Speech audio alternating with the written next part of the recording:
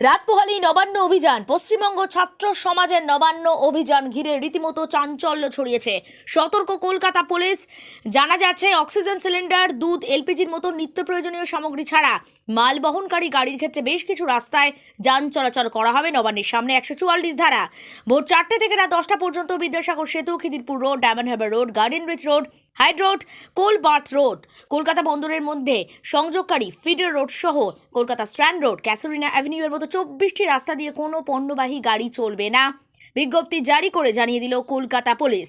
নবান্ন অভিযান রুখতে পুলিশের ব্যারিকেড থাকবে রেসকোর্সের পাশে, ময়দানের দিকে যাওয়ার রাস্তা এবং এসএসকেএম এর দিক থেকে নবান্ন যাওয়ার রাস্তায় থাকবে কড়া নজরদারি। প্রয়োজনে অন্যান্য গাড়ির ক্ষেত্রেও যান চলাচল নিয়ন্ত্রণ করা হবে। দেখতে থাকুন নিউজ বাংলাদেশা।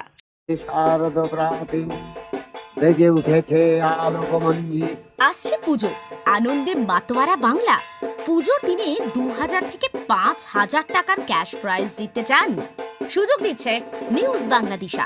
অংশগ্রহণ করুন এক মজার কন্টেস্টে আর জিতে নিন আকর্ষণীয় উপহার। চোখ রাখুন নিউজ বাংলাদেশার পর্দায়।